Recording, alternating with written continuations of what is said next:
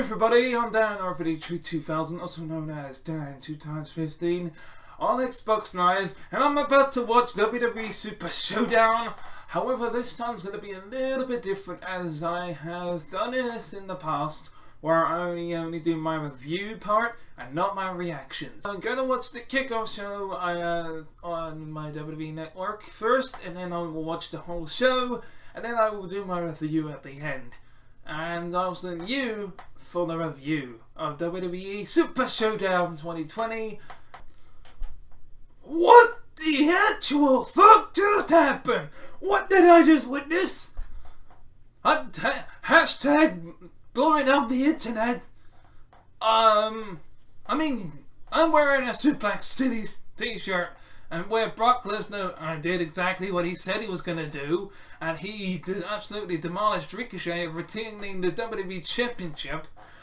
But folks, I just watched WWE Super Showdown, and what did I just witness? I'm going to have to check out almost every WWE YouTube reaction of Goldberg becoming Universal Champion. Well, so long, the first run is Bray Wyatt. His career went south after losing the WWE Championship. After finally winning the WWE Championship all these years ago at Elimination Chamber, still did nothing for him. He comes back. He becomes this really badass character, becomes the Universal Champion, and loses it to a freaking Hall of Famer. I'm furious with WWE right now. I'm not happy that Goldberg is champion at all. I don't know where this is going, and I hell hope that Bray Wyatt beats Goldberg somehow at WrestleMania. That's the only thing I can actually think right now.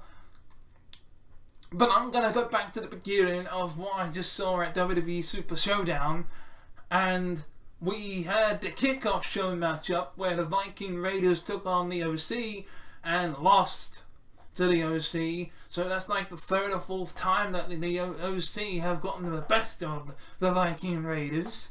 Then we went on to the main show, and we had the gauntlet match, where R-Truth started off against Bobby Lashley and got very lucky with a missed time spear from Bobby Lashley hitting the post and getting rolled up by R-Truth, and then Bobby Lashley loses his shit because he got rolled up by R-Truth, and then beats the shit out of R-Truth, throws him back in the ring, and here comes a fresh Andrade back from injury, and he takes on the injured arm of R-Truth, and R-Truth gets... Yes, as I was saying, R-Truth got a little bit of momentum going, and Andrade goes for that elbow thing that he does, twist the elbow thing, but ends up headbutting R-Truth, and he falls to the ground, and he's holding his head, and R-Truth falls on top of Andrade, and not knowing that he landed on him, the referee counts the pin, and Andrade is eliminated, and then the next comes Eric Rowan. Eric Rowan comes in and puts his little cage in the corner. He could have easily beaten the hell out of R-Truth, but instead he takes it into the outside. A little drop kick onto Rowan, nudging the cage off, pissing off Eric Rowan enough to knock R-Truth about a little bit, and getting the steel steps, and wham! Causing the disqualification, and by then R-Truth is spent, he's injured, bad arm, pretty much everything. AJ Styles is the next person out, and of course AJ Styles is all like, I'm mocking you, I'm doing little dances, trying to get some heel heat, but the crowd's not having none of it, because they love AJ Styles. He finally puts R-Truth away with the calf crusher, making him tap out. And then Rey Mysterio's music hits, nowhere to be seen. The camera's looking at the ramp back to AJ Styles. AJ Styles is laughing his head up. He's looking like a smug prick, and realizing that something is up. Rey Mysterio's music hits again. Commentators like Corey Graves is acting like, oh, maybe he's too much of a coward and all that type of shit. So it's something on the lines like that. And then we go backstage and there's the OC beating up Rey Mysterio. That gives AJ Styles a little promo time saying, hey, you ring the bell, I should be the winner. And referees refusing to ring the bell, and you got Mike Rome that's refusing to announce that he's the winner. And so therefore the referee's going to Mike Rome, right, okay, if AJ Styles' opponent don't make it by the 10 count, AJ Styles will be the winner. Mike Rome announces that, and so he's like, okay, who's it gonna start counting? He starts counting along with him. AJ's counting along with the ref at this point. And 1, 2, 3, gets to 5, and then, well, we go backstage again, and Luke Gallows is on the floor, holding his neck. I'm like, wait a minute, what's going on here? Everyone else is acting surprised and shocked, and they don't know what's going on. Then out of nowhere, Carl Anderson gets chucked on the floor. And then the camera is focusing on the injured, knocked out Carl Anderson and Luke Gallows as 2 black boots and coat on the bottom of the coat is focused on. There's only one person who that could be. That's The Undertaker. And The Undertaker, well, he makes his way to the ring. AJ's like, no, you shouldn't be here. He starts poking on Undertaker, saying, you shouldn't be here. And AJ gets a chokeslam for his troubles. Turns out The Undertaker's part of this match now, and he replaces Rey Mysterio. After the chokeslam, Undertaker goes around to AJ Styles, does that the old folding one arm in and the other arm in, does the old 1, 2, 3. Undertaker wins. He's now the trophy winner. He wins that special trophy that I can't remember what it was called. Turok Mountain Trophy, I think it was called. So yeah, that was a good way to start off Super Showdown. Very good way to, in fact. Then we had the SmackDown Tag Team Championship matchup as The Miz and John Morrison are going to face the New Day for their SmackDown Tag Team titles. And it's a very good matchup. Good backwards and forwards moments and false finishes like I think it's The Miz, or don't know who it was, who took the Midnight Hour. They took the Midnight Hour and they kicked out of that. There's a SOS and John Morrison kicks out of that. I believe John Morrison even blocks the Trouble in Paradise at one time, and there was a little pause moment where they were going to do a double team move, and by the time it got back to it, John Morrison tries to hit the Starship Pain. That misses. So you got the reversal, and you got the Moonlight Drive that gets reversed into an SOS. Some really good backwards and forwards action, and near the end of the match, we got one of those rolled up situations where one person rolls. I think Kofi rolls up Miz rolls up Kofi kicks out, but you're forcing himself towards the ropes. The whole kick out. Oh no, I'm on the ropes now. John Morrison hits Kofi Kingston with a steel chair while the referee's back is turned. Then there's a roll up with the tights from The Miz onto Kofi Kingston. 1, 2, 3. New SmackDown SmackDown Tag Team Champion in the John Morrison and The Miz. So be jealous. And then I believe it's the Raw Tag Team Championship matchup, I think. I can't remember exactly. No, wait, it's the hometown hero, folks. That's right, Mansoor takes on Dolph Ziggler. There are little pre-match attacks from, it was dodged from Robert Roode that goes after Mansoor. He gets drop kicked out the ring. And then Robert Roode's trying to get back in the ring. Referee bans him from ringside. So it's now a one-on-one competition. Very good, interesting match. I didn't really pay that much attention to it, but it was a good, solid matchup. Mansoor hits this moonsault. He only just misses, but his legs hit, his knees hit the finish is basically the moonsault after a very good matchup onto Dolph Ziggler. Mansoor wins, says something in Arabic. Obviously something, basically thank you is what he says.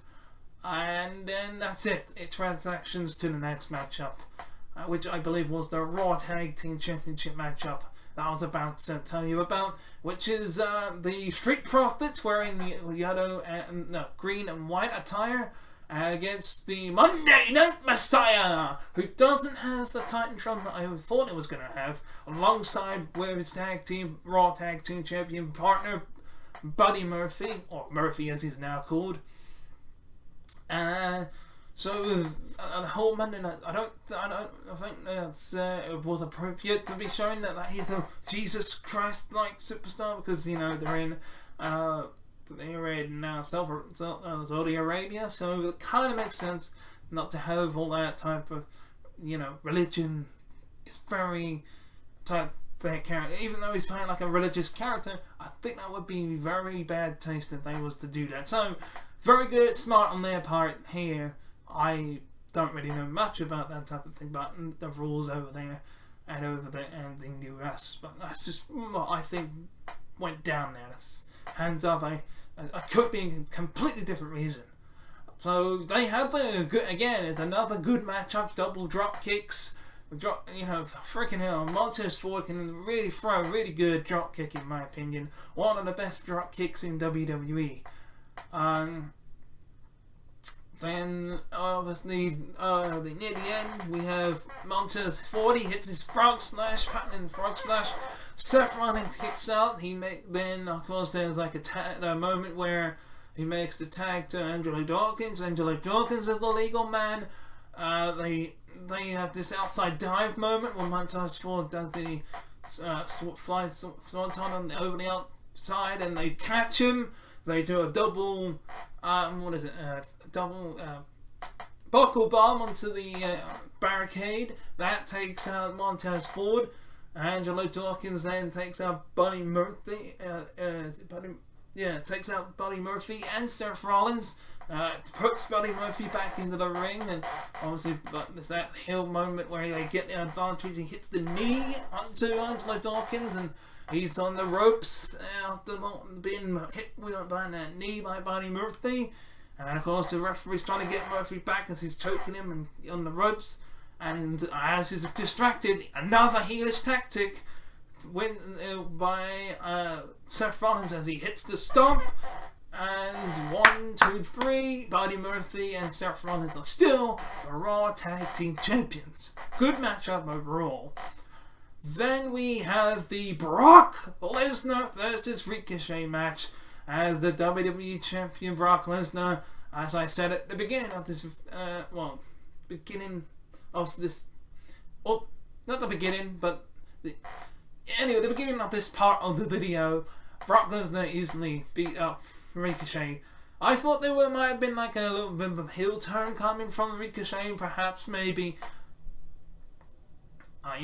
Maybe he would have. There was no way he was going to win.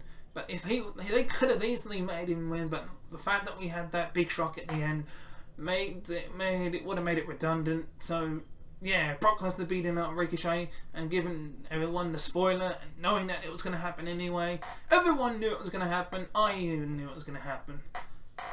There was no chance in hell that Ricochet was going to win the WWE Championship and go to WrestleMania to face Drew McIntyre. So therefore, it will be Brock Lesnar versus Drew McIntyre, and it will be lovely. So that was that match. I think on my watch it was like 1 minute and 29 seconds. But I could have been wrong. That Brock Lesnar match lasted that long. So yeah, I timed it for that. Then we had, I believe, the women's match. Before we had the women's match, we had the steel cage match between This is a match I completely forgot about. It was King Corbin versus Roman Reigns. It was the steel cage match, and it wasn't very interesting. There was a couple of Superman punches. He had a Superman punch attempt from King Corbin. He had a deep six in there, and even a chokeslam. But overall, it was Roman Reigns dominating King Corbin inside a steel cage, and there was moments where we thought, oh, they're gonna escape, but that was probably the most boring match of the night, next to the Mansoor versus Dolph Ziggler match, in my opinion. Yes, it was a steel cage match, but there wasn't even any interference to provide, the escape. Maybe they could have done a spot where Roman Reigns was going to escape the cage, and they could have had the Revival come out, or hey, probably Robert Roode and Dolph Ziggler had their match, so they could have tried to help the King out, but no. It was a complete domination squash match. Roman Reigns beats King Corbin in the middle of the ring after hitting a Superman punch with the chain that he brought to the ring right round his fist. That was it. I don't know where they're going to go with King Corbin and Roman Reigns now. Elimination Chamber, maybe? Maybe the winner of that Elimination Chamber match will face Goldberg for the Universal Championship? I don't know. So yeah, then we had Bayley versus Naomi. I didn't pay to that again too much close attention to that match either, because even though it's the first ever women's championship match being defended at Saudi Arabia, I personally didn't really pay much attention. All I saw was the usual chain wrestling, a split leggings movesault that almost connected, and Bayley tied her up, put her leg in the back of her shirt, did like this little face plant thing, and ended up retaining the title. So congratulations, Bayley. That wasn't exactly one of the matches I was looking forward to.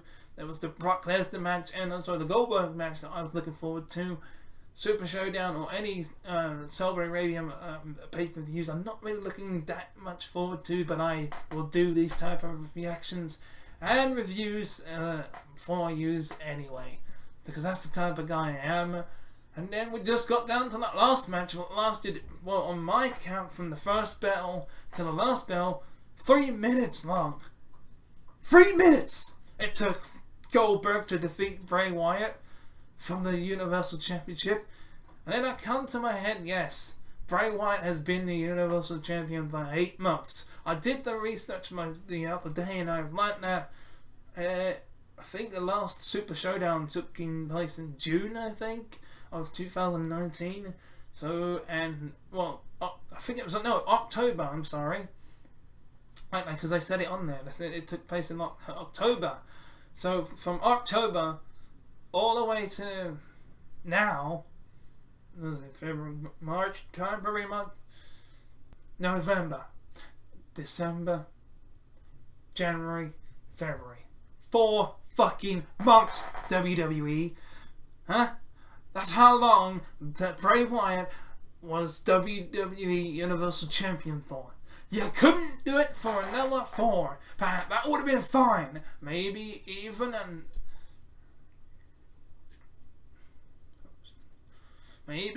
for another 5 months. That would have been 9 months. And then maybe even 6. It would have been 10. Another 7 months. You could have done it for another 7 months. That would have been for a whole year. If beating Goldberg, he could have, Goldberg going for a spear, gets caught by the mandible claw. He fades out, still the champion. Meaning that the Goldberg match is the opposite way around. He could have beat Goldberg in seconds. And instead, it's another fucking Goldberg squash match. 3 minutes. So, yeah, WWE has done this completely the opposite way to everyone, including myself, is not going to be happy about this. I don't know where they're going with this. Bill Goldberg as champion.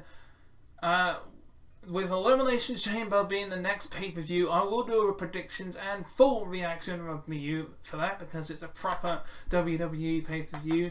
This one was a proper pay-per-view in a sense, but I like to think it wasn't, because even though we saw, I personally, I could have easily have missed this, but I wouldn't have seen Goldberg as that Goldberg versus Bray Wyatt match. I would have been very shocked come tomorrow. Today. What's today? Yeah, come today.